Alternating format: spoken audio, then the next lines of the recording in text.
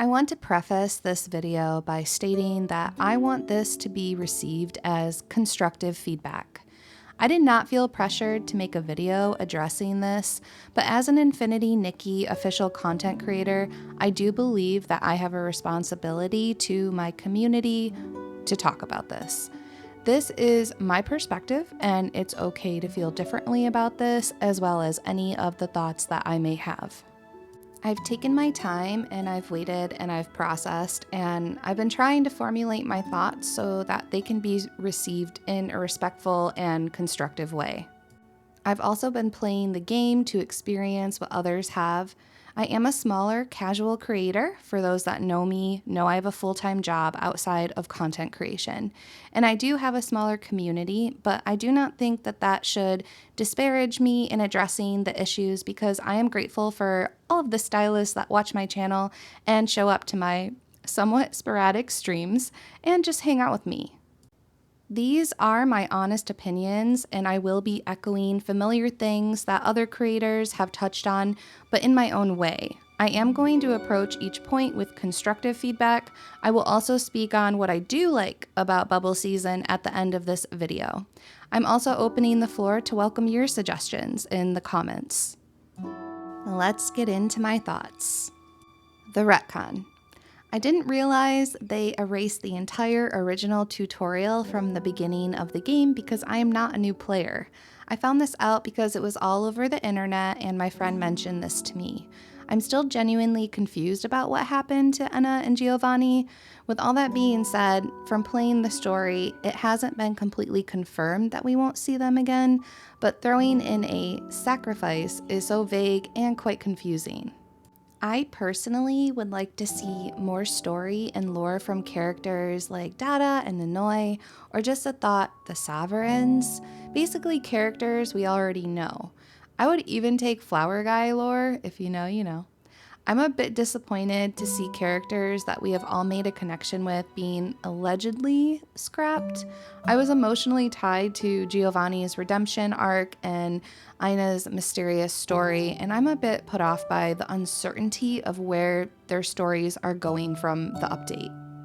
I don't want to paint myself an expert on lore, and to be honest, I'm not entirely sure if I am understanding correctly, but all of a sudden, we have this seer who is actually pretty interesting, but I now have to listen to her say that Ina doesn't understand as much as her, the seer, does.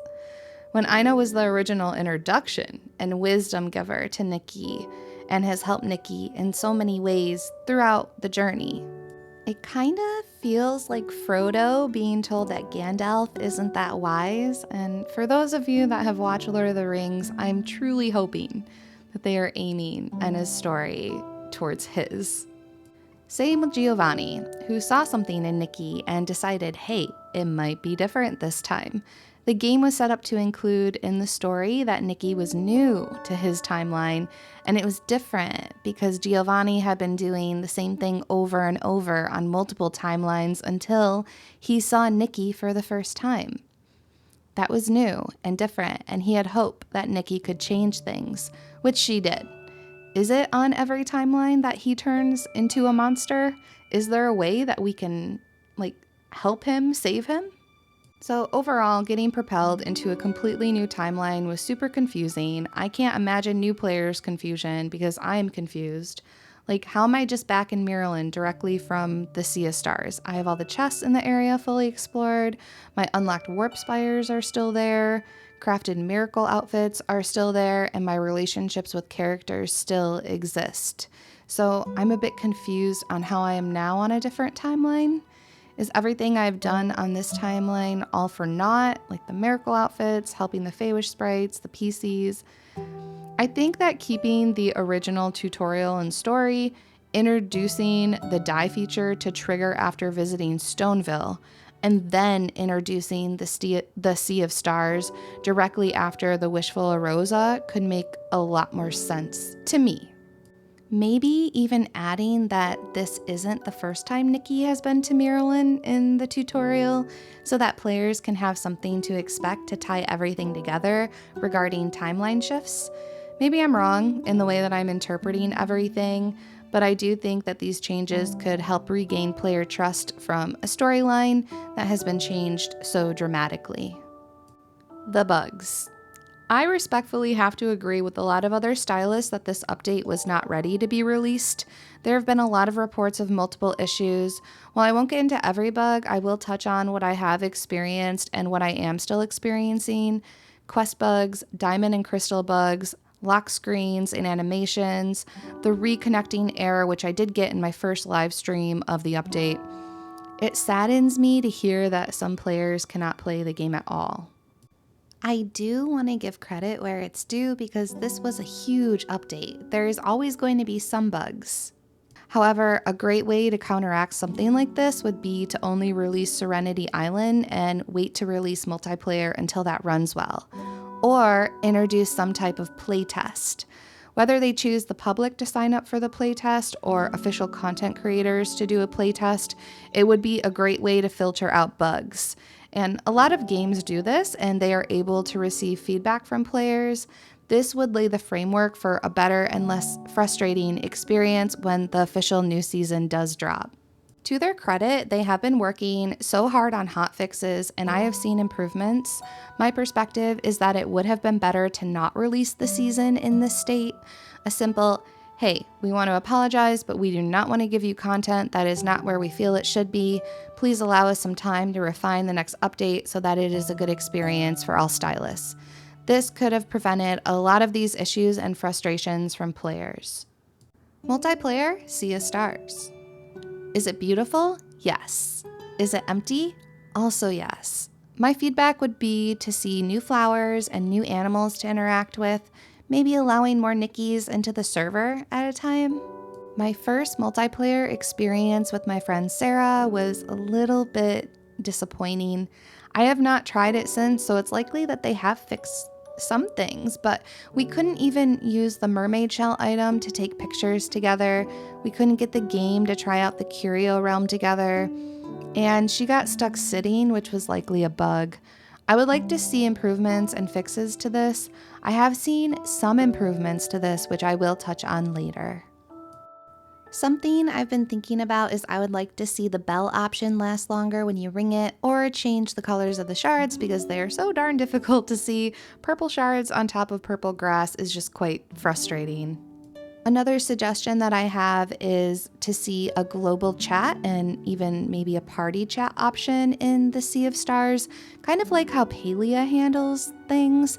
This could really bring the community together, allow us to make more friends in game, and also open up the doors for communication and more fun in the Sea of Stars realm.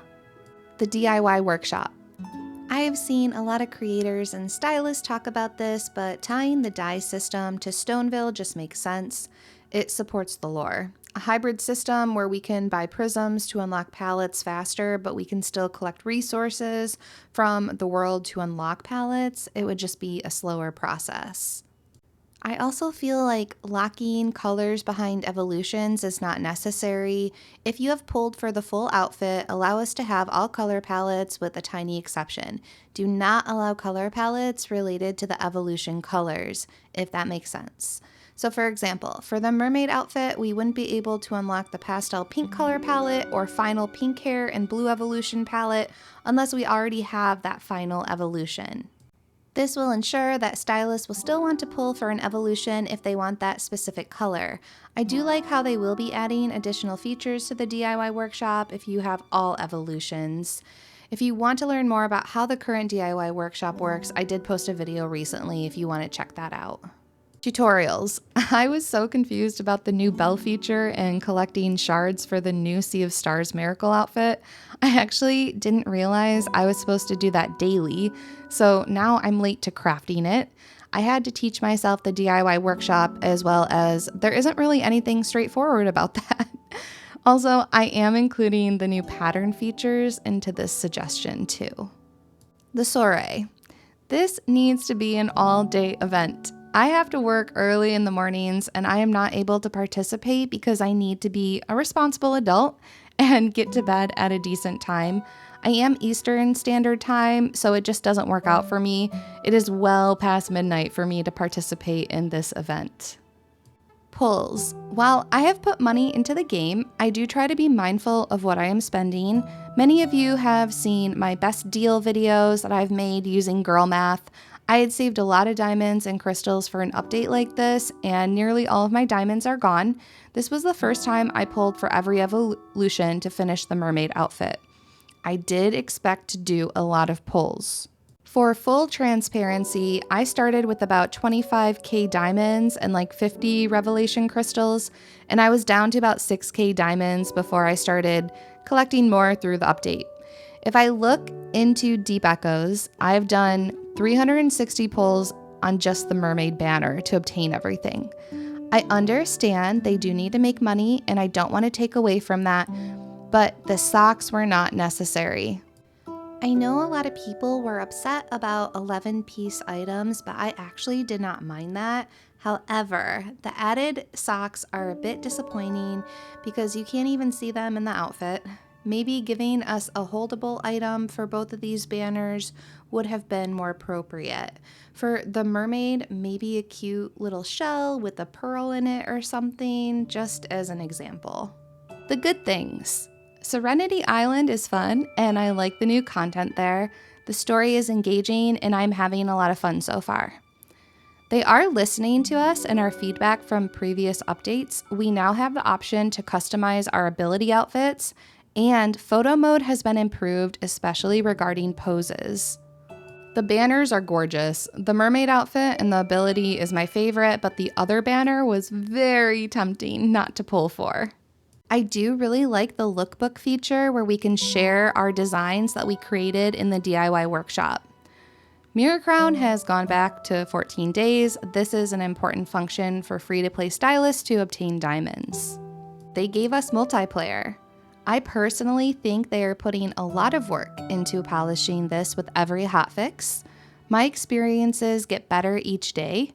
We received new camera features and ways to interact with one another with new poses and multiplayer. I'm able to set down my mermaid shell and allow others to use it. This is fantastic. I have to give them credit for this because I also play other games that do not have this type of interaction. Dreamlight Valley multiplayer is pretty empty and barren in comparison to this game. My final thoughts. I made this video because I adore this game.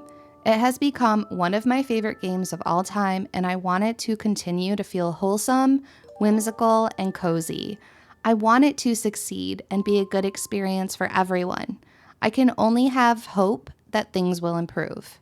While I understand the frustration of the community as a whole, and it is completely valid, I've been a bit sad to see some things on the internet. I've seen some discouraging backlash at official creators for not immediately addressing these issues. As a casual creator, that is just not something that I can do. I cannot just drop everything to make a video to address these things, as I do have to prioritize what is happening in my waking life. It does take time for me to create. I think it is also a personal decision to address things like this, and it should be respected either way. Please do not blame us as creators. If your favorite creator has not addressed things, do not come for them. We all have lives outside of making content. We are people, and at the end of the day, harsh words still hurt. I made the decision to address these things because I feel comfortable doing so, and I am passionate about the game. I will always do my best to foster an authentic environment and community by giving my honest opinions on things. Let me know in the comments what your thoughts are and if you have any additional suggestions. I truly hope that moving forward they take into consideration our feedback as they have done so in the past. This game has so much potential, and I think we can come back from this. As an optimist, I feel that Infinity Nikki will be fine and that we will be heard. I'm looking at this as a learning perspective that we can hold on to make the game better. Please take care of yourself and stay cozy. Thank you for watching, and I look forward to hearing from you all.